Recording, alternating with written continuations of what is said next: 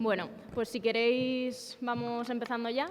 Hoy vamos a hacer una introducción al pensamiento de Silvia Federici y para ello vamos a contar con Ana Méndez de Andés, que es arquitecta, urbanista y miembro fundador del Observatorio Metropolitano, y tenemos la suerte de que ha participado con Silvia en numerosos congresos, seminarios y bueno, que ella mejor que nadie la conoce para explicarnos las principales líneas de su pensamiento. Así que, cuando quieras. Bueno, muchas gracias. Sí, explicar que yo, pues evidentemente no soy filósofa, ni socióloga, ni politóloga, soy arquitecta, vengo de un modo de pensamiento así bastante politécnico, y la razón por la que he coincidido mucho con Silvia, y de hecho la he traducido mucho y la he acompañado a distintos sitios y he pensado bastante con ella, es más bien en torno al tema de los comunes y del libro de Calibán y la bruja, que fue editado por Traficantes de Sueños, donde yo colaboraba, y donde después publicamos también Revolución en Punto Cero. Este tema de los comunes engancha con otras publicaciones que habíamos hecho también en Traficantes de Sueños, como el libro de Peter Leinebaugh de la carta... ¿Cómo se llama?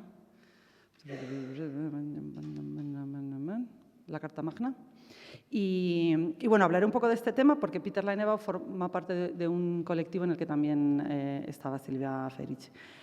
Paula me ha contado, le pedí que me contara un poco qué es lo que habíais discutido en el seminario, también porque lo que yo cuente tenga relación con vuestra propia impresión sobre los textos de Silvia, que yo pues escogí algunos que cubrían bastante parte de su pensamiento, y los que me ha dicho Paula que habéis tratado, es curioso porque tratan todos bastante el tema de la producción de valor y el salario, o sea, más bien como la producción y el salario concretamente. Creo que el tema principal que trata Silvia Federici a lo largo de su extensa carrera es precisamente el de la reproducción y el de los comunes, que se podría considerar casi lo opuesto al enfoque muy preciso de estas decenas de páginas que habéis tratado hasta el momento. Pero sí que me parece que puede ser interesante empezar por esta discusión sobre el salario para el trabajo doméstico, que es la campaña en la que Silvia estuvo trabajando en Estados Unidos, que se llama Wages for Housework, y la idea, digamos, que reproduce también la discusión que tuvieron en los años 70 sobre la comercialización o no, ¿no? O sea, esta idea de que si pagas un trabajo, que se podría considerar de reproducción, lo estás monetarizando. Y ahí recuerdo muy bien una vez que durante una serie de charlas que fueron la presentación del libro de Revolución en Punto Cero, sistemáticamente la gente le preguntaba a Silvia por la renta básica, porque parecía que la consecución lógica de pedir salario para el trabajo doméstico sería pedir salario para todo el mundo, independientemente del trabajo que hicieran, ¿no? Entonces, como, bueno, vale, vosotros teníais esta campaña en los años 70, ¿no?, de las feministas por un cierto tipo de trabajo, pues vamos a extenderlo, ¿no? Y ahí Silvia, y esto fue, no sé si algunos lo recordaréis, pero se publicaron bastantes textos porque fue un pelín polémico, Silvia decía, yo respeto la campaña por el salario o por la renta básica, evidentemente, dice, pero una no juzga la potencia o la necesidad de una campaña política en función del resultado. No es que el resultado sea más deseable. Dice, si nosotros hiciéramos campañas en función del resultado deseable, estaríamos haciendo campañas todo el rato por la paz mundial, porque evidentemente, si lo veríamos, o sea, cuál sería el mejor mundo posible, sería uno en el que no hubiera guerras, y entonces dice, pero eso no opera. Lo que tenemos que juzgar es la capacidad de politización de la campaña y no la bondad de sus resultados. ¿Por qué era interesante para el movimiento feminista en los años 70 hacer una campaña por el salario para el trabajo doméstico? No era porque quisieran un salario para el trabajo doméstico. Porque realmente, de hecho, y en su texto lo dice, incluso si se consiguiera el salario para el trabajo doméstico, no arreglaría mucho. No es una cuestión de que tú tengas más dinero y qué harías con ese dinero que ahora no tengas, sino que la mera reflexión lo que hacía era desvelar capas sobre cuáles son todas esas características de la producción y de la reproducción y cuál era el papel específico de las mujeres en esta composición. Y lo que ella decía es, la campaña de la renta básica pone capas sobre esa situación. La campaña sobre la renta básica no nos ayuda tanto a entender cuáles son los mecanismos de producción de valor, de extracción de ese valor y de acumulación de ese valor y cuál es el papel que tienen, sea las mujeres, que los migrantes, que cualquier otro tipo de sujeto dentro de la sociedad en relación con ese proceso. Porque al pedir un salario para todos, de alguna manera neutralizas ese proceso. La renta básica puede ser útil para poner otras cuestiones sobre la mesa, pero no el análisis específico en el que ellas estaban interesadas y en el que Silvia sigue trabajando. Esto me parece muy interesante porque es como una especie de mantra que vuelve de vez en cuando nos preguntamos por qué estamos haciendo las cosas. Estamos planteando luchas, estamos planteando campañas, estamos planteando cuestiones porque nos ayudan a desvelar capas sobre cómo funciona el mundo. Y ese es el salto que, de hecho, a Silvia le lleva desde el trabajo feminista que empieza en la campaña de salario para el trabajo doméstico a los comunes, que parece un salto un poco extraño que alguien se ponga a estudiar la caza de brujas, ¿no?, específicamente. Entonces, no sé cuántas de aquí habéis leído Calibán y la bruja. 1, 2, 3, 5 y medio. Vale, pues voy a hacer un pequeño resumen de cuál es la hipótesis del libro. Y la hipótesis del libro, que creo que es un libro que ha sido muy importante, ha generado muchos grupos de lectura, grupos de discusión, seminarios, y cada vez que viene Silvia, pues hay como pequeñas multitudes que vienen a escucharla. Y el libro lo que viene a decir es que la caza de brujas, que tiene dos fases, una más hacia el 17-18 y otra en el 14-15 más o menos, pero que se desarrolla en toda Europa y que luego además después va al Nuevo Mundo, no es como normalmente se dibuja, como una especie de momento de extremismo religioso que digamos, fuera de onda, donde arremeten, ¿no?, como una especie de figura mítica o mitológica contra las mujeres en torno a esta idea de la bruja, como si fuese una especie de momento de locura de la sociedad, específicamente de la Iglesia Católica, sino que va de la mano del cercamiento de los campos que describe Marx y que tiene unas incidencias muy concretas sobre el lugar de la mujer en este nuevo arreglo de la producción capitalista.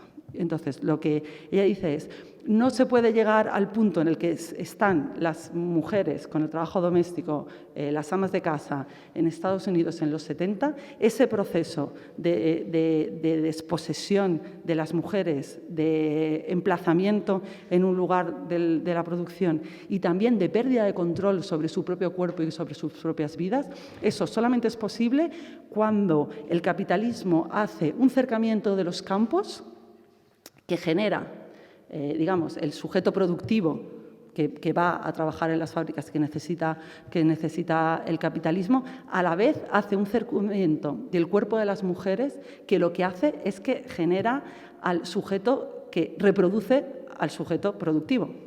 Y que la historia, desde Marx, pasando por Foucault, se fija exclusivamente en los métodos de producción y nunca en los métodos de reproducción. Es decir, el lugar de las mujeres y el lugar del trabajo doméstico no es un lugar residual de la producción, es un lugar central en la producción. Sin las amas de casa no hay obrero. Sin la quema de brujas no sirve de nada el cercamiento de los campos. Y esto es creo que una idea bastante, de alguna manera, muy básica y que le da la vuelta al punto de vista normal sobre este tema del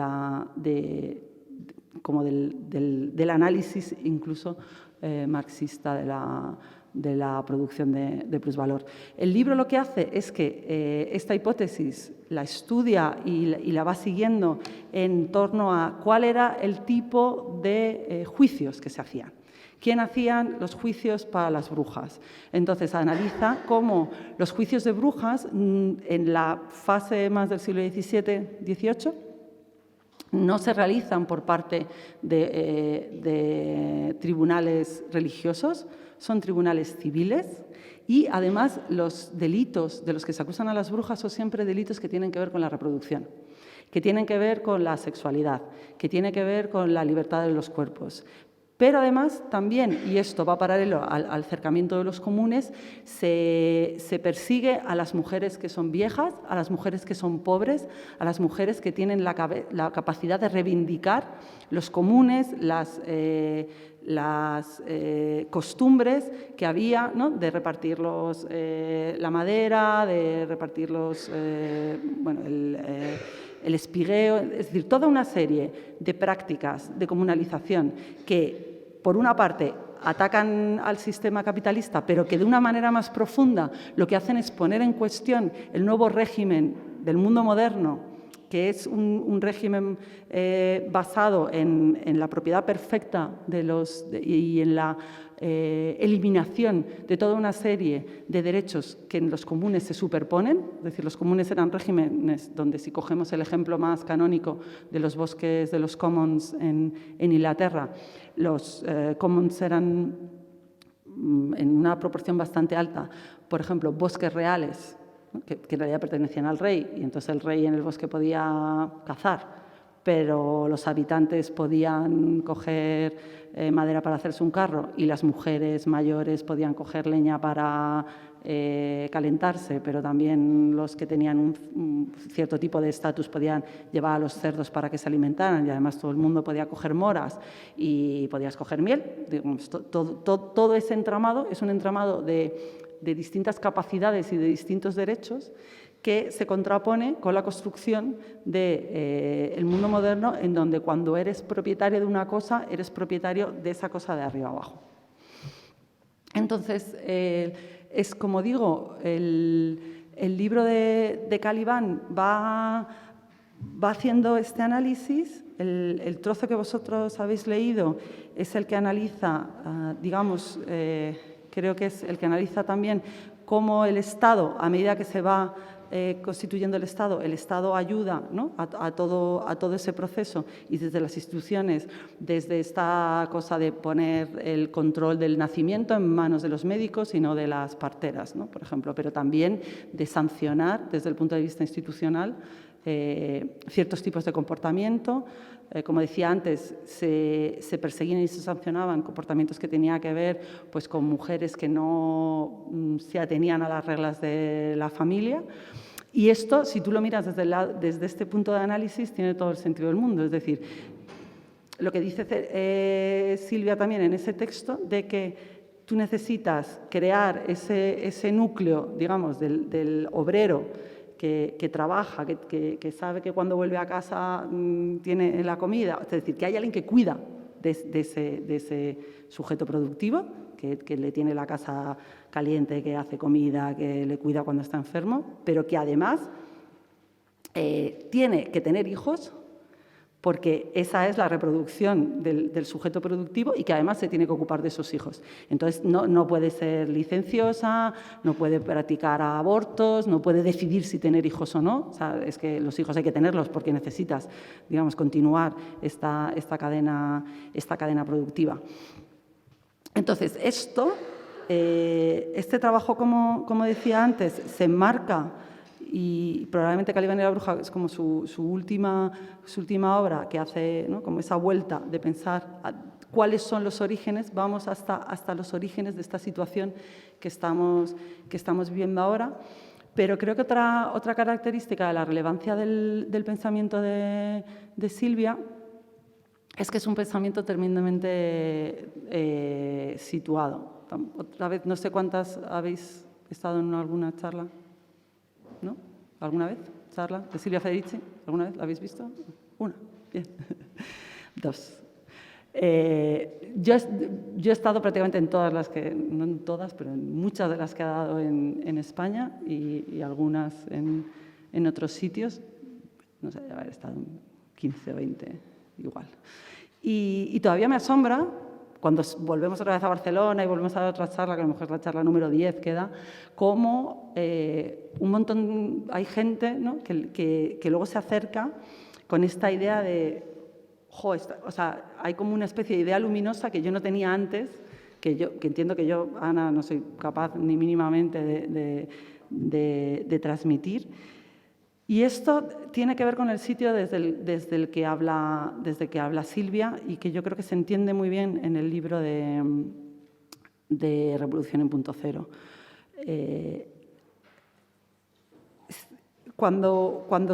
Es decir, este análisis de lo que le sucedía a las mujeres en el siglo XVII, en el siglo XV, en el siglo XVI, en el siglo XVII, viene de un análisis y de una profunda preocupación y de un trabajo constante durante años de la situación de las mujeres en el siglo XX.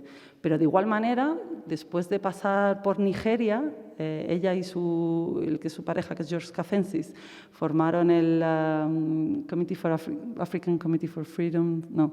Academic Freedom in Africa, porque ellos llegaron en los años 90 a Nigeria justo en el momento en el que se implementaban las medidas estructurales en Nigeria, que se empezaba a privatizar la educación, que se empezaba a privatizar también la extracción del petróleo. Es decir, que viviendo en sus propias carnes estos procesos es cuando luego, por ejemplo, el otro texto sobre el carácter transnacional, ¿no?, del trabajo femenino, viene precisamente como de esa vivencia que tiene que ver como mucho con su cuerpo.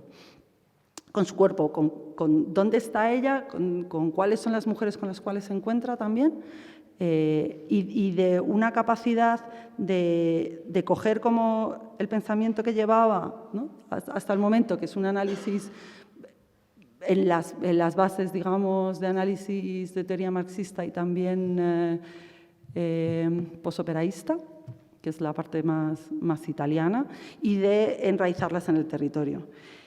El tercer bloque de preocupaciones que también se explican en el libro y que es con lo que hemos estado hablando más últimamente, discutiendo más, y donde ella ha estado trabajando también pues, con gente como Raquel Gutiérrez en México, es este tema de los comunes, que una vez más vuelve a tratar el tema de la reproducción, ¿no? Entonces, esto tiene que ver también con el trabajo que hacía el colectivo en el que ella estaba en Estados Unidos, que se llama Midnight Notes Collective. Y Midnight Notes Collective empieza con un trabajo precisamente sobre la crisis energética.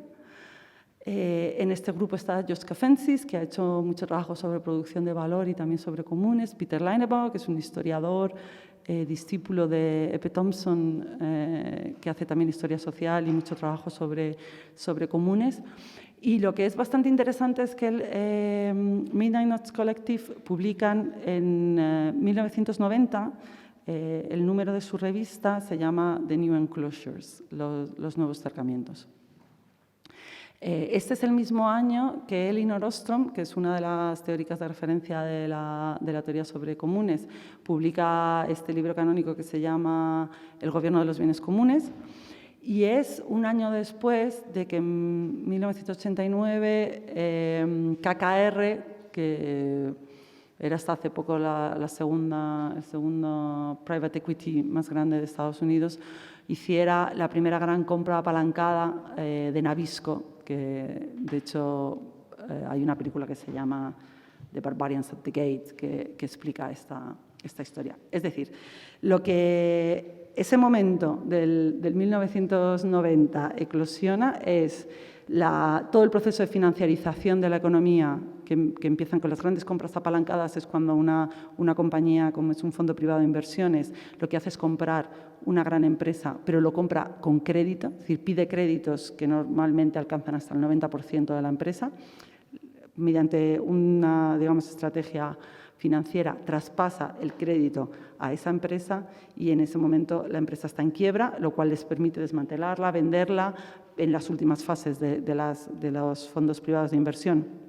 Lo que hacen más bien es como ponerlo en grado, digamos, último de producción y después de un cierto tiempo venden la empresa entera por partes. Esto era un poco como, no sé si os acordáis del carácter de Richard Gere en Pretty Woman, que era un tipo que hacía básicamente esta movida, ¿no? Entonces, este modo de producción, este nuevo modo de producción de economía financiera va aparejado con un proceso que son estos nuevos cercamientos, que son precisamente el cercamiento a específicamente los medios de reproducción social. Aplicado en otros entornos, veríamos que este acercamiento a los medios de reproducción social significa, por una parte, por ejemplo, la privatización de todos los servicios asociados con el antiguo welfare state, por una parte. Por otra, también, digamos, la puesta en valor o la puesta en estrés de todos los modos de organización social, también por la carencia de estos servicios de reproducción, pero también es la privatización del espacio público, etcétera, etcétera, etcétera. Sobre este tema, Silvia Federici ha trabajado bastante, tiene algunos textos muy interesantes sobre específicamente qué sucede con los comunes en África también. Yo creo que le viene de este trabajo de Nigeria. Y lo que ella pone en relieve ahí, y a muchas se nos olvida también, incluso cuando hablamos de comunes, es que parece que este nuevo hype de los comunes está basado en experiencias de bancos de tiempo, de huertos urbanos, de, no sé, cooperativas de vivienda, que son experiencias maravillosas, ¿no? O sea, pero que no tienen en cuenta que hay una parte muy grande del planeta, estamos hablando de millones de personas, que todavía viven de los comunes. Esto es muy obvio en África. La única manera por la que en África puede haber una renta per cápita de $1 al día es porque la economía no está financiarizada, o sea, no está ni siquiera monetarizada. Hay grandes partes de la población en África que todavía viven de bienes comunes, de campos comunes y de recursos comunes. Recursos que además son en su mayor parte sostenidos por las mujeres.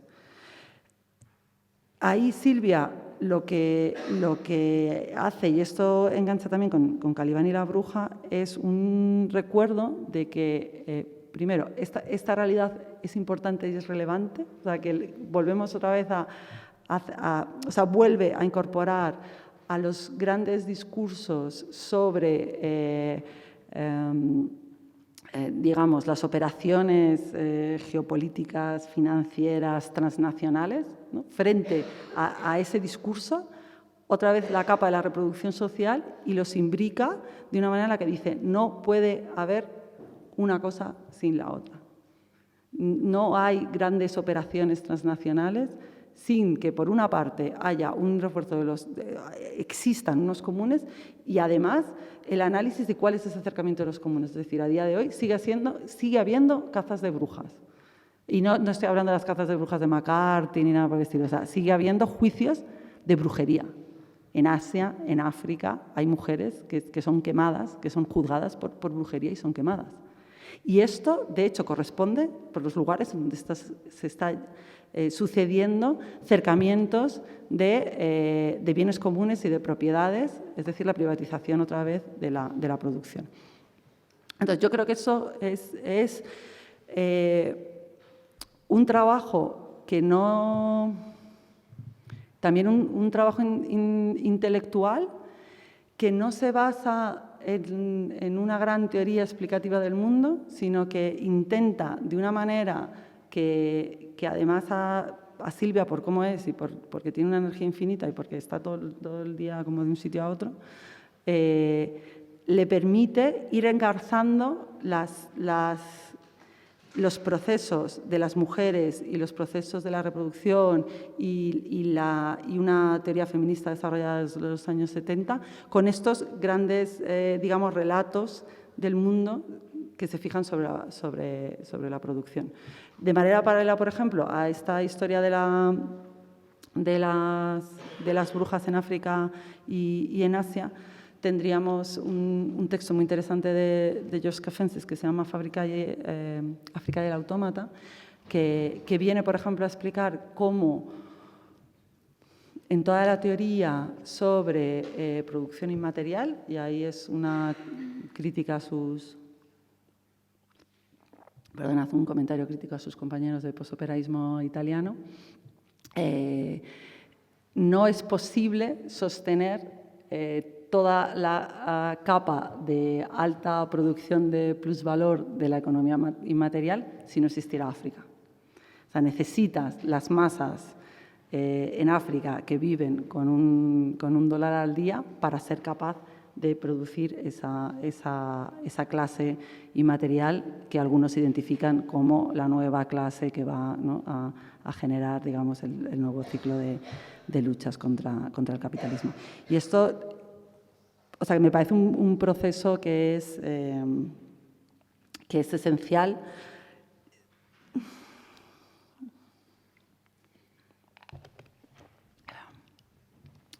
Porque de alguna manera, igual que sucede con los comunes, lo que hace es crear un relato del mundo, pero también un cierto tipo de práctica política que se coloca en un sitio distinto,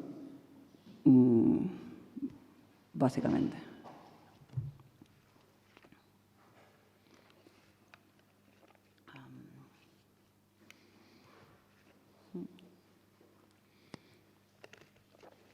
Entonces,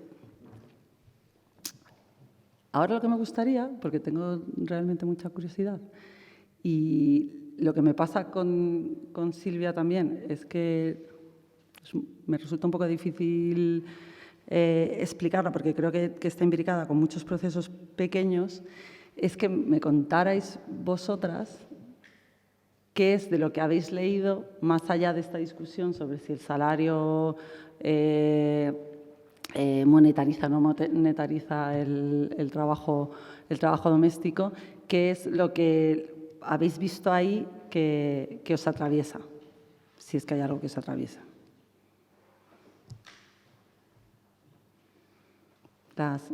Tú que has leído el libro, no hay nada. No. A mí me llamó la atención cuando la escuché, cuando leí el libro, lo que has dicho tú es como hay ideas nuevas y son ideas muy luminosas que te encantan todos, o sea, que te chocan por eso. O sea, me gustó porque era una visión de lo de las brujas y tal, completamente fuera de lo religioso, completamente fuera de... el capitalismo necesita un espacio de reproducción y lo consigue metiendo a las mujeres en su casa. Me pareció muy ilustrativo. Vale. ¿Alguien más? Que haya... En el seminario estuvimos hablando también acerca del trabajo doméstico, cómo... Perdonad, es que se está grabando, sí, lo siento. Debe estar encendido ya. No. Ahora ¿Sí? sí. Bueno, tampoco quería que se me oyera mucho, pues digo alguna burrada, pero bueno.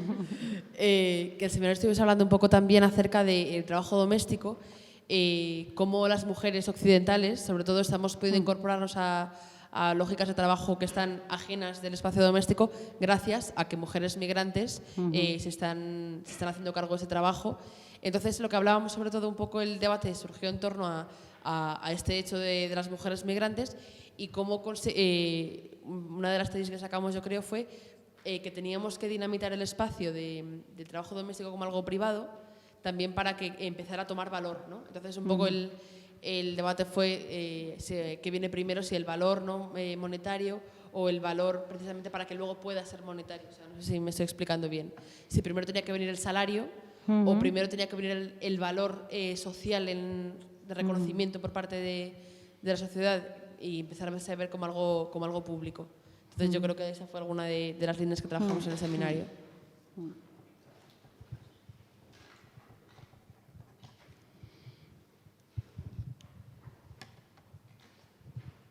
¿Nadie más?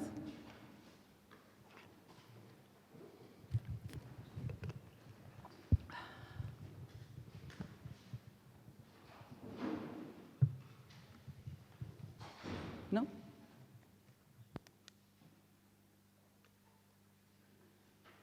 Vale. Por favor. Hola. Que una de las cosas que me ha llamado la atención es que en su libro de Revolución en Punto Cero habla mucho de esta crisis reproductiva, pero yo no sé si tanto se puede denominar crisis o que verdaderamente el sistema, o sea, entendiendo crisis no como momento coyuntural, sino como que verdaderamente el capitalismo en sí ejerce una crisis permanente, no coyuntural, reproductiva.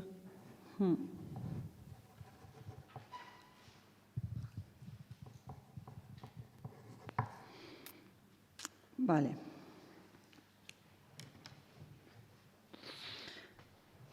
Vale, voy a volver al momento este de los new enclosures, ¿vale? Y de la crisis de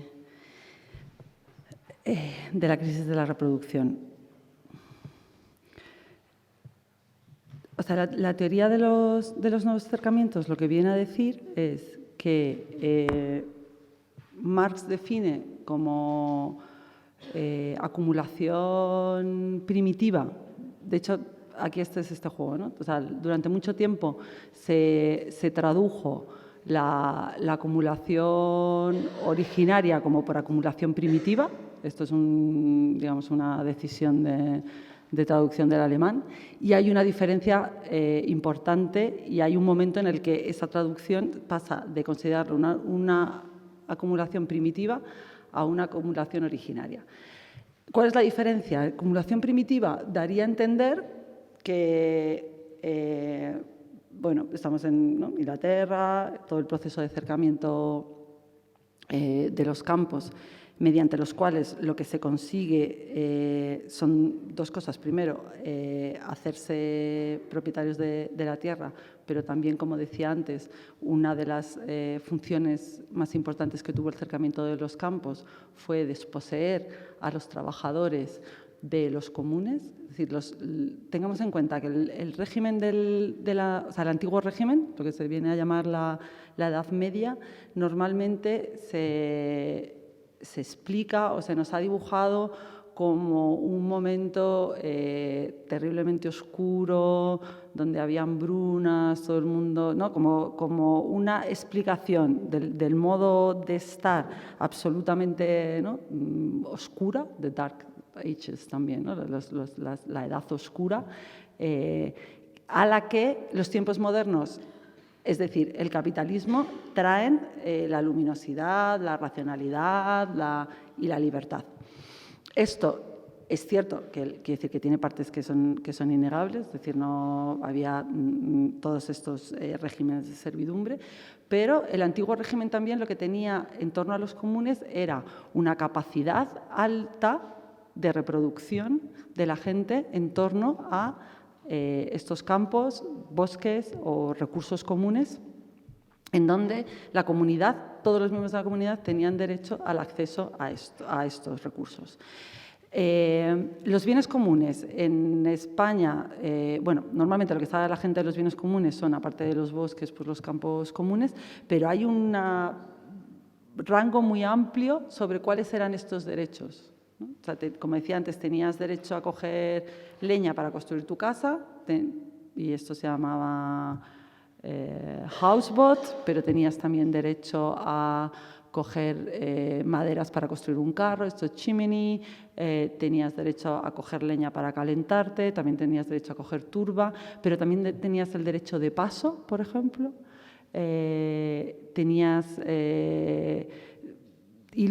Bueno, esto en campos y en bosques concretamente, ¿no? Luego en los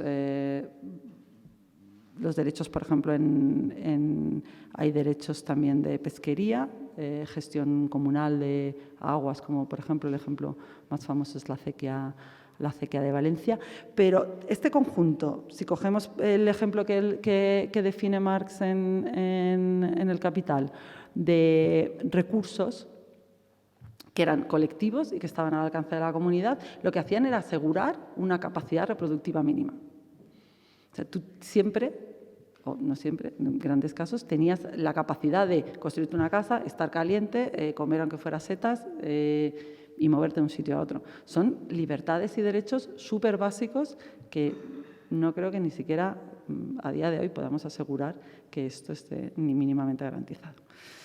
De hecho, esto lo cuenta Peter Leinebaum en su libro que se llama El Manifiesto de la Carta Magna.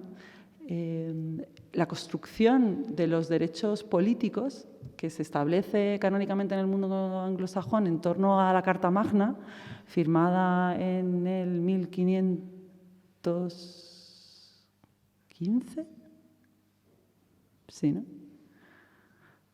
El 13 podría ser, 1513.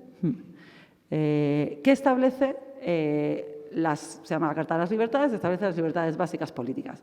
Tipo, nadie te puede... O sea, básicamente eran los derechos de los varones, se suele definir los derechos de los varones con respecto al rey.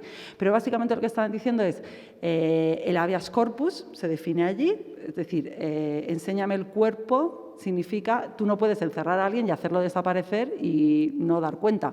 Le tienes que llevar ante un tribunal. Además, le tienes que acusar de algo y además tienes que ser juzgado por tus iguales. Además, no te pueden, que tiene establece otros derechos como que no te pueden extraditar a un país donde ese país, por ejemplo, te esté buscando y no sepas qué va a suceder. Es decir, este texto establece en torno a este conflicto entre los varones y el rey, ¿cuáles son los derechos políticos? Los derechos digamos, no absolutistas. 2 años después de que se firmara la Carta Magna, porque el rey no cumplió la carta y entonces los varones se aliaron con los franceses, entonces volvieron otra vez a entrar en guerra y entonces volvieron a ganar, forzaron otra vez al rey, que ya no era Juan sin tierra, sino su heredero, a que firmara otra vez la Carta Magna, pero esta vez la Carta Magna se firmó con otra carta que se llama la Carta del Bosque.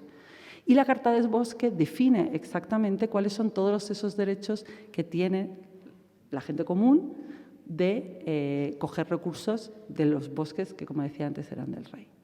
Y el derecho de pasar y el derecho de que, ¿no?, las viudas tengan su parte de leña para calentarse y todo. Lo que explica el libro del Manifiesto de la Carta Magna, que va siguiendo todas las aventuras de la Carta Magna a lo largo del tiempo, de la Carta Magna y la Carta del Bosque, y de hecho se pregunta por qué a partir de la Revolución Inglesa se separan esas dos cartas, la Carta del Bosque desaparece y la que se sigue reproduciendo y de hecho la que está, ¿no?, digamos, considerada, como decía antes, como el principio de las libertades políticas es solamente la Carta de las Libertades. Lo que viene a decir es no hay libertad política, no hay democracia política sin democracia económica. No puede haber una igualdad de derechos políticos si no hay una igualdad de derechos de reproducción. Y esto es básico, o sea, por eso la historia de la crisis de la reproducción. Es decir, lo que hace el capitalismo en la acumulación originaria, que no primitiva, o sea, no es el cercamiento de los campos que permite la primera acumulación del capitalismo, no es una cosa primitiva que sucedió una vez y entonces ya el capitalismo va rodando, sino que ese conjunto de textos, ese conjunto, digamos, de reflexiones que empiezan en la década de los 90, lo que están diciendo es en las sucesivas fases del capitalismo siempre hay una acumulación originaria. Siempre vuelve a haber cercamientos que a veces son a los campos o los bosques, cuando son los bosques los que te permiten la capacidad de reproducción, pero que son cercamientos que se van reproduciendo en otros campos. Si, por ejemplo, cogemos el campo de incluso la reproducción inmaterial, con todas las críticas que podamos tener al autómata con respecto a África, el movimiento, o sea, todos los procesos de cercamiento de acceso al conocimiento, como podríamos tener, por ejemplo, ahora, yo qué sé, toda la lucha que hay en este momento por el Open Publishing en el mundo de la publicación académica con respecto a unas estructuras que lo que están haciendo es poner detrás de muros, es decir, cercar el acceso al conocimiento académico en base a estrategias donde lo que sucede es que para que las bibliotecas tengan acceso a los productos intelectuales que ellas mismas están colaborando a hacer en torno a su producción, pero también en torno a su revisión y a veces incluso publicación, tienen que gastar cantidades enormes de recursos. De hecho, creo que las universidades en Estados Unidos ya han dicho que para dentro de poco tiempo, dentro de 1 o 2 años, no van a ser capaces de comprar libros porque solamente las suscripciones a las revistas científicas les agotan todo su presupuesto de adquisición de materiales. O sea, editoriales como el Biber alemana tiene unos ratios de beneficios que el Deutsche Bank le dice que son absolutamente irrazonables. O sea, ese acercamiento, como puede ser el acercamiento, la extensión ad infinitum de los derechos de autor que se ha ido modificando, especialmente en el campo de los derechos de autor en torno a la muerte de Walt Disney y de cuando acaban los derechos de Walt Disney, y esto ha provocado sucesivas ampliaciones de los derechos de autor, pero que se expande prácticamente en todas partes del mundo. El cercamiento cada vez más, por ejemplo, de los productos informáticos, que ha pasado desde que compras el programa hasta que compras la licencia del programa. En estos momentos ya las grandes compañías de software ni siquiera te venden licencias de programas, sino que te alquilan la licencia. Entonces ya no vas a poder comprar un programa que luego se va actualizando cada año, sino que tienes que pagar al mes, lo utilices o no lo utilices. Es decir, todo eso sería un nuevo ciclo de acercamientos de una fase, de un tipo de capital y de un tipo de acumulación de capital. Silvia dice, o se fija en la crisis en todos esos distintos campos de la reproducción, es decir, que podríamos hablar de reproducción social en torno al conocimiento. En el caso de los campos y de los bosques, serían las condiciones materiales de la reproducción social. Ella, en ese momento, se fija en la capacidad de reproducción social y la crisis de la reproducción social en torno a los cuidados y en torno a cierto tipo de actividad relacionada con lo que ahí llamamos el trabajo doméstico. Que el trabajo doméstico tiene una gran carga de cuidados, o sea, de mantenimiento también, digamos, de condiciones físicas, de no sé, coser ropa o preparar la comida, pero que está centrado en gran parte en ese trabajo de cuidados y que de manera paralela desarrolla todos estos procesos de privatización, pues, del servicio sanitario, del cuidado de los mayores, etcétera, etcétera, ¿no? Pero que se despliega de muchas maneras, ¿no? O sea, que hay, por ejemplo, todo el trabajo que hace también en Estados Unidos en torno a strike debt, la huelga de deudores. En Estados Unidos, en torno a Occupy, surgió esta idea del Occupy Debt. Vale. En Estados Unidos, ahora mismo, la deuda estudiantil es mayor que la deuda inmobiliaria, en términos globales. Hay más gente que debe dinero a los bancos que se lo ha pedido prestado para estudiar una carrera que gente que le debe dinero a los bancos por haber comprado una casa. Esto es como la magnitud de la historia. Entonces, una vez más, esto es un proceso de acercamiento y de diferencialización de un cierto tipo de acceso al conocimiento, aunque también es acceso a capital simbólico en torno a títulos, pero bueno, lo podemos es una mezcla. Y entonces está la idea, un poco loca, pero que molaba, de hacer una huelga de deudores. Evidentemente, esto es como la huelga de alquileres de los años 70, ¿vale? Si tú haces una huelga de alquiler tú solo, pues probablemente acabas en la calle, pero si convences a mucha gente que haga la huelga contigo, pues probablemente consigues una reducción de alquileres. Entonces, lo que proponía el grupo este de Strike Debt era convencer o que se adscribiera a la campaña de la huelga de la deuda 1 millón de estudiantes. Probablemente con 100.000 hubiese bastado, pero vamos, ponían esta historia para que dejaran de pagar la deuda y de esa manera, digamos, consiguieran renegociar las deudas. La campaña más interesante que hicieron fue consiguieron localizar dónde estaba el mercado secundario de deuda estudiantil, hicieron una campaña de crowdfunding que consiguieron unos cuantos cientos de miles de dólares, y lo que hicieron fue comprar deuda estudiantil en el mercado secundario y entonces liberaron millones de dólares de deuda estudiantil.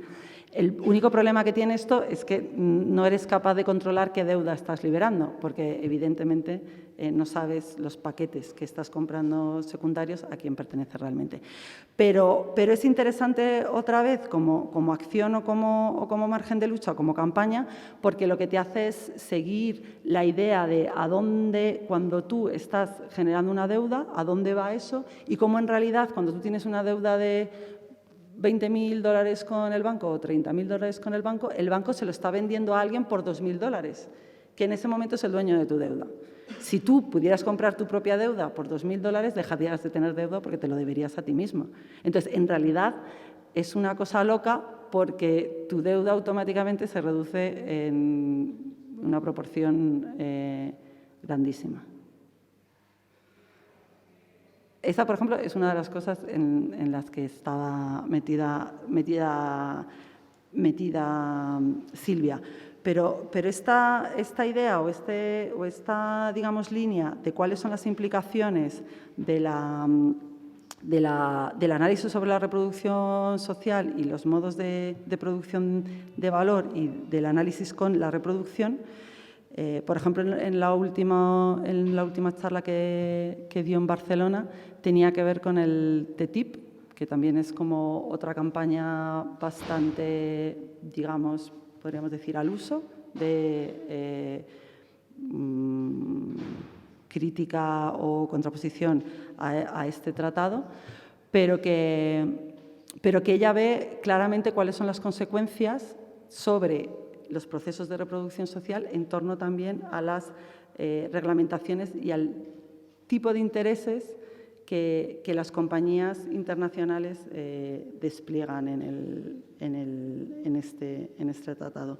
Y, de hecho, en Barcelona hay un grupo de gente que quieren hacer un grupo de trabajo feminista en torno a la lucha contra el TTIP, pensando precisamente que el campo de expansión de este ciclo de acumulación del capital se basa en esa crisis de reproducción social.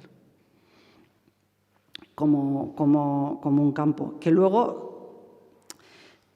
se despliega en otra de las, digamos, en otras declinaciones. Otra de esas declinaciones que tiene que ver más con el texto que habéis leído de Caliban y la bruja, tendría que ver con toda la ingeniería en torno al control sobre el cuerpo de las mujeres. Y esto, volvemos otra vez a este momento en el que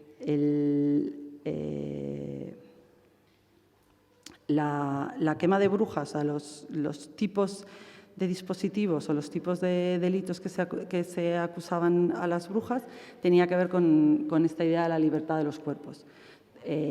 A las brujas se les acusaban, por ejemplo, bueno, de matar niños, obviamente, pero también de arruinar cosechas, pero también de que los animales no se reproducían. Y esto, digamos, es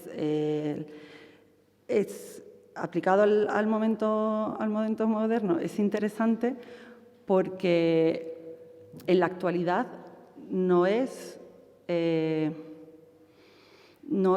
tampoco una transmisión exacta de es malo, por ejemplo, ideológicamente es malo tener abortos y entonces nosotros lo que hacemos es condenar el aborto por cuestiones ideológicas, como una podría decir, no, es que las brujas son malas, nosotros tenemos un cierto tipo de racional respecto a un comportamiento ético o a un comportamiento religioso, porque los mismos agentes que están prohibiendo el aborto en unos sitios del planeta, lo que están haciendo es esterilizando mujeres sistemáticamente en otros lugares del planeta. En una cosa externa, creo, no sé si era últimamente había sido en Lima, esta manifestación de mujeres que van como las piernas manchadas de rojas, ¿no? O sea, de rojo, que estaban precisamente denunciando esto. Es decir, que tú puedes tener dos extremos, en el que en un extremo tienes esterilizaciones forzosas ¿no? y un control total sobre la reproducción, donde ciertos, digamos, tipos de mujeres no se pueden reproducir en absoluto, y en el otro extremo puedes tener una reglamentación como hay en Estados Unidos, donde en algunos estados de Estados Unidos en este momento, si tú, por ejemplo, en el caso más extremo, estás viviendo con un hombre violento y puede que vivir con esa persona, ¿no? y los maltratos que te produce le dañen al feto, puedes ser acusada de homicidio. Y esto es que no es una exageración, es una broma, esto está pasando en ciertos estados de Estados Unidos, donde a lo mejor mujeres que habían consumido drogas y que luego tuvieron algún tipo de malformación, aunque probadamente esa malformación no tuviese nada que ver, o tuvieron un aborto y aunque probadamente ese aborto no tuviera nada que ver con, por ejemplo, su consumo de drogas, han sido encarceladas y acusadas de homicidio. Es decir, que esto y esto está pasando ahora, o sea, no estamos hablando de... Quiero decir que esto es como dos momentos súper como extremos de una lógica que es este control de las mujeres sobre su cuerpo y que o sea, que lo que dice el libro, y vuelvo a repetir que es una idea como bastante sencilla, pero que es como muy profunda y como muy esencial, es que si miramos a todos esos procesos desde el punto de vista de la ideología enunciada, no nos permiten entender cuál es el proceso, porque hay una discrepancia entre que tú defiendas un feto absolutamente hasta la muerte y que luego esterilices a otra persona. Pero que eso tiene que ver precisamente con una serie de procesos que se han ido desarrollando a lo largo de siglos y una producción de un sujeto que es el sujeto mujer, relacionada con con toda esta capacidad de la reproducción social, que es sujetada porque cumple un papel absolutamente clave en el proceso de producción y que en el momento, además, en el que se libere y rompa esas cadenas y esas sujeciones, hay todo como una especie de castillo que se deshace y que es, como decía antes, absolutamente central.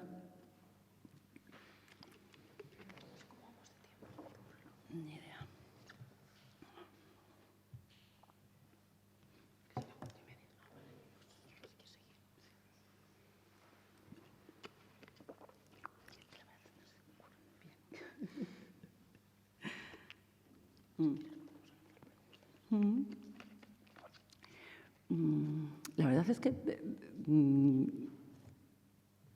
preferiría que me contarais algo vosotros, porque yo o sea, puedo entrar por el camino de los comunes y explicaros lo que hemos discutido en México con Raquel Gutiérrez durante horas, pero me preferiría tener un poco de feedback sobre estas cuestiones. Preguntas, comentarios, críticas, desconciertos o lo que consideréis.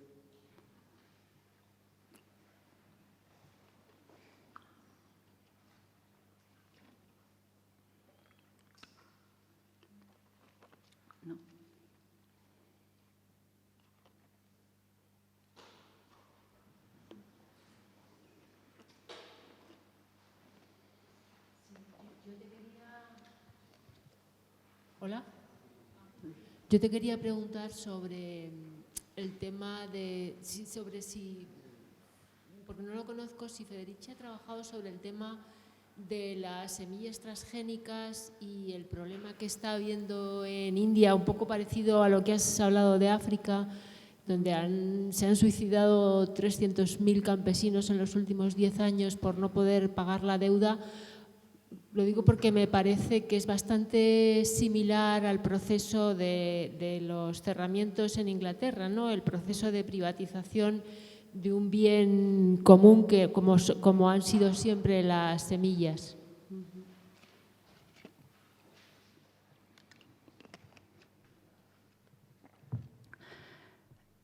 Sí.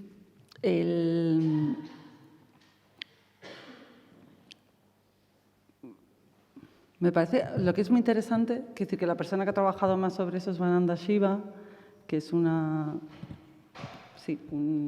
teórica, bueno, una activista india que probablemente haya trabajado mucho más que Silvia sobre este tema. Lo que sucede con la idea de las semillas, que no sé si tiene que ver más con lo de los microcréditos, que ahí Silvia sí que ha escrito algunos textos sobre esta idea de dispositivos, otra vez en torno como a la deuda y a las mujeres, que se presentan, ¿no?, como el Grameen Bank y los microcréditos como una especie de salvación, pero que generan modos de sujeción y modos de control cooperativo que son muy perversos.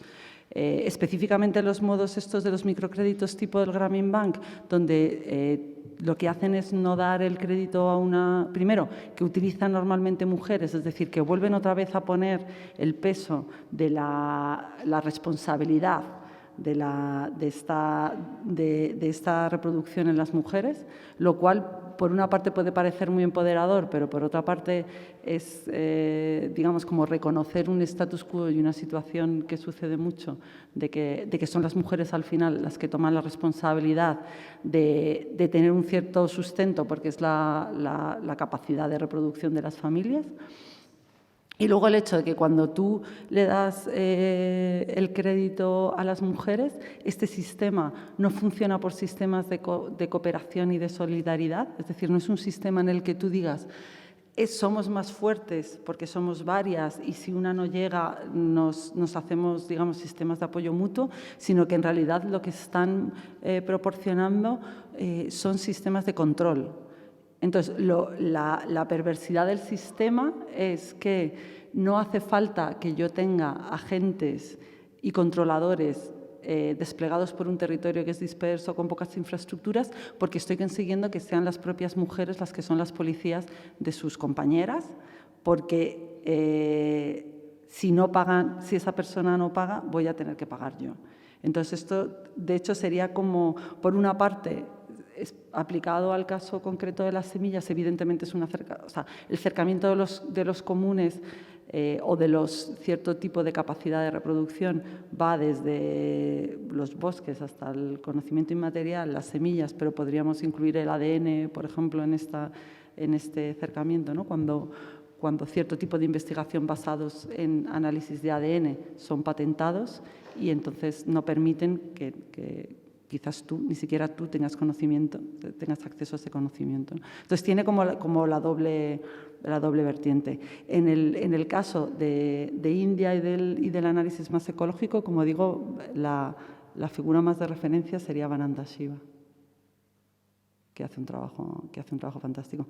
Y por otra parte también, pero me viene a la mente, es como un poco analizar cuáles son estas figuras de pensamiento que son mujeres, que tratan este tema de los comunes en función con la reproducción y que son normalmente figuras muy poco conocidas. Activistas como Vandana Shiva, que es muy famosa pero no muy discutida, pero luego también figuras como María Rosa Dalla Costa, que es una teórica italiana, o María Mies, ¿no?, en Alemania. O sea, que creo que lo que sucede también es que hay como todo un campo de pensamiento muy concreto que tiene que ver con estas prácticas más situadas y que tienen que ver con un pensamiento feminista y más articulado en torno a los comunes, que son en gran parte desconocidas. De hecho, María Mies con un prólogo de Silvia Federici, lo va a publicar dentro de poco Traficantes de Sueños, que tiene un libro bastante canónico que no ha sido nunca publicado en español.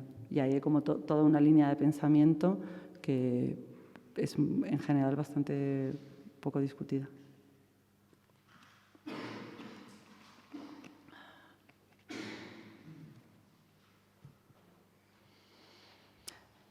Chicos, bien.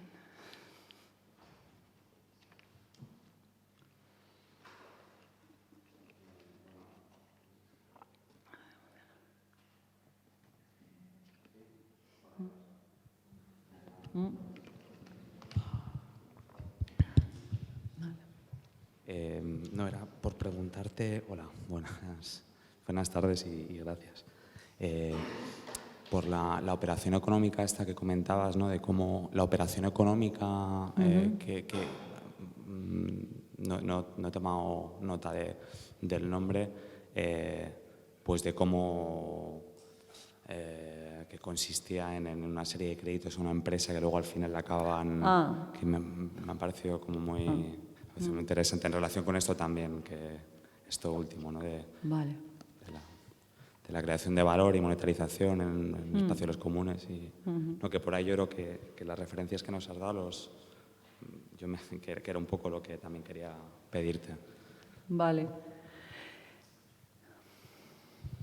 Vale, esta pieza específica de conocimiento viene de unas acciones que hicimos en Londres en el 2007 contra precisamente esta compañía que se llama KKR. Entonces, los private equity funds son, en español, fondos de inversión privada. Los fondos de inversión privada son unos mecanismos que están en la raíz del mal más absoluto financiero y que pasan desapercibidos normalmente para el común de los mortales. Estos son fondos de inversión que normalmente están dirigidos, le llaman a compañías o wealthy individuals, prácticamente las familias reales de Arabia Saudí y tal. Entonces, lo que hacen son empresas, ¿vale?, que compran otras empresas. Como decía, están apalancadas con crédito, es decir, que no es que ellos tengan el dinero, ¿no? Imagínate, pues yo tengo 10 millones y lo que hago es pedir 90 millones prestados y comprar una empresa por valor de 100 millones. Lo que hago es que traspaso esos 90 millones, se los traspaso a la propia compañía, con lo cual es como si la compañía se hubiese comprado a sí misma y ahora está en números rojos. Y esto tiene normalmente dos consecuencias. Uno, como estás en números rojos, no tienes por qué pagar impuestos, porque todo lo que ganas en realidad no son beneficios, sino que lo que estás haciendo es cubrir una deuda. Y lo segundo es que te dan la excusa perfecta para despedir a gente, bajar salarios, apretar a los proveedores y, en general, poner toda esta máquina como en un modo de producción extremo, que lo que hace es conseguir los recursos suficientes para pagar su propia deuda, es decir, esta empresa paga los 90 millones, tengo la empresa limpia, la vendo por 100 y entonces tengo un beneficio neto de 90 millones. Esto se hace en un periodo normalmente de 5 años. Y entonces, ya si fuera solamente así, esto parecería bastante como el mal absoluto de la inversión. Pero hay otra característica que es interesante, que tiene que ver con este concepto de que es private equity, que en castellano no tiene mucho sentido, pero que en inglés, cuando tú tienes una compañía privada, es que todos sus, digamos, es más parecido a una sociedad limitada. Es decir, que todos sus... no tiene acciones, tiene propietarios que no dan acciones, que entonces no cotizan bolsa y no tienes por qué hacer públicas las cuentas, porque no cotizas en bolsa. ¿Cómo consiguen que compañías que coticen en bolsa vendan todas sus acciones a una empresa como puede ser KKR o cualquier otra empresa de private equity? Y es porque normalmente convencen al board de a los consejeros delegados y a los directivos. ¿Cómo les convencen? Poniéndoles sueldos elevadísimos. Entonces, normalmente lo que hacen es que van a los directivos, hacen que convenzcan a la junta de accionistas que vendan todo y, a cambio, esos directivos se quedan en esa nueva empresa con sueldos estratosféricos. Y, además, la private equity, al operar de esta manera, lo que hace es que da unos dividendos que son mucho mayores de empresas que son netamente productivas. Entonces, esto lo que tiene es tres efectos sobre la producción inmediato. Uno, evidentemente, es la precarización de todas las condiciones de trabajo, pero también de las condiciones de suministro. El segundo es que todo el resto de empresas, aunque no estén metidas en este ciclo de inversión privado, se tienen que esforzar por dar dividendos mayores, porque si no, no atraen ninguna inversión. Y el tercero es que los sueldos de los directivos están, disparados, ¿no? Lo siguiente. Cuando tenemos compañías que sus directores empiezan a tener como bonuses de 20 millones o de 30 millones en los contratos, esto es un efecto que está provocado por este tipo de prácticas. Cuando digo que esto es una cosa poco conocida, a lo que me refiero es que en un estudio en Inglaterra desveló que la mitad de los trabajadores del sector privado trabajan para compañías que, a su vez, han sido compradas por una private equity, por un fondo de inversiones privado. Es decir, que esto, como es un sistema, como que ya hay un sistema de cascada, pero es que tu dueño al final, una empresa, por ejemplo, como Boots en Inglaterra, pues su dueño era una private equity. Esto estoy hablando del 2007. Lo que sucede también es que cuando venden esa empresa con esos buenos resultados, tenemos tantos beneficios, hemos producido tanto, no sé qué, dejan la empresa también en un modo, digamos, de explotación último, en el que es como que vas a ordeñar la vaca, pero que no sabes cuánto va a durar. El que coge la empresa lo coge en un modo de producción súper bueno, que no sabes cuánto va a durar, pero digamos que lo agotas, y cuando lo agotes ya lo volverás a vender por menor precio o a trozos o como fuera. La locura del sistema es tal que yo formé parte de esta campaña que se desplegó en Londres, de hecho con ayuda del sindicato, un sindicato americano, que son los que habían hecho también la famosa campaña de Justice for Janitors para los empleados de limpieza. Y tiempo después volví a Madrid. De repente estaba trabajando en una universidad privada y veo, en un momento dado, me fijo como en un cartel y en un logo, y entonces era como, esto lo ha comprado Laureate Universities. Busco en Google, el dueño de Laureate Universities era KKR. La Universidad Europea de Madrid es parte de un conglomerado internacional que se llama Laureate Universities, que a su vez fue comprado por un fondo de inversiones, por este fondo de inversiones que se llama KKR, que es el segundo fondo de inversiones privado, era el segundo fondo de inversiones privado más importante de Estados Unidos, allá por el 2007. Esto significa que una universidad privada como esta, al final del día, tiene que tener unos márgenes de beneficio estratosféricos que van todos en este caso a Baltimore, que era la sede de Laureate. Es un sistema infiltrado en la vida diaria de una manera bastante increíble.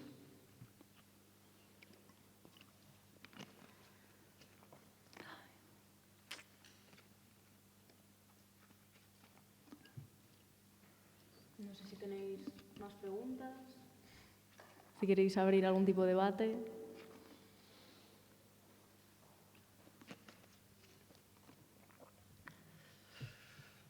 ¿Tienes alguna? No sé.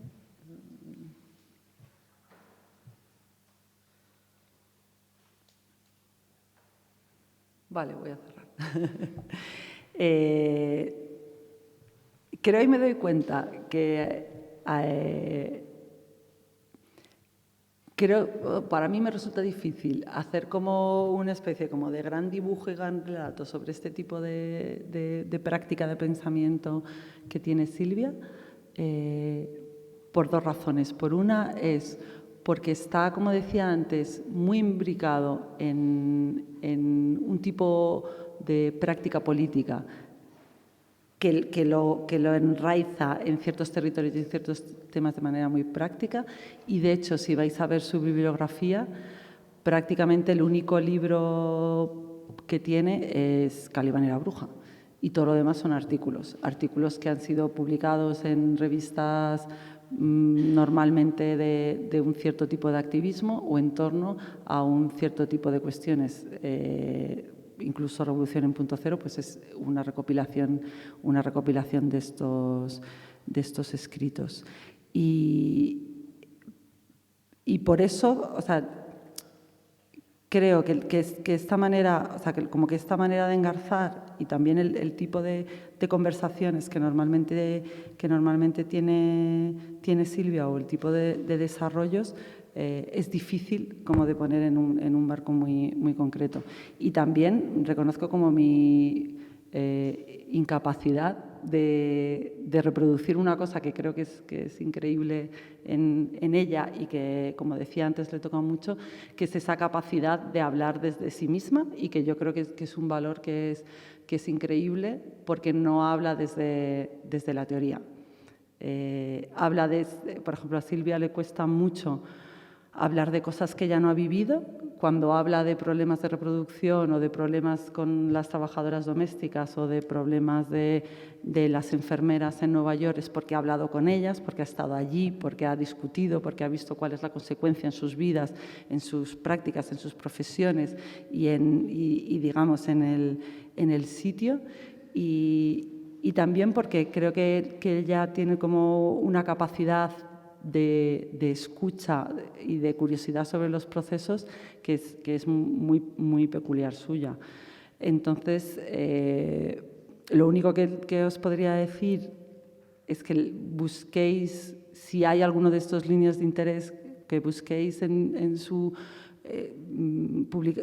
producción bastante prolífica, casi toda en inglés debería decir, aunque cada vez más en español, algún tema, porque sí que creo que hay como un valor muy grande en tener un cierto tipo de análisis de mirada e ir cogiendo todas estas cosas y preocuparse desde, como decía, el TTIP hasta Fukushima, pasando por la deuda estudiantil y atravesando como muchos procesos, y seguir con esta idea de que todo esto son piezas que se engarzan en un tipo de práctica política y de pensamiento muy aplicado, que lo que nos está haciendo es darnos las herramientas frente a una estrategia de expolio generalizado,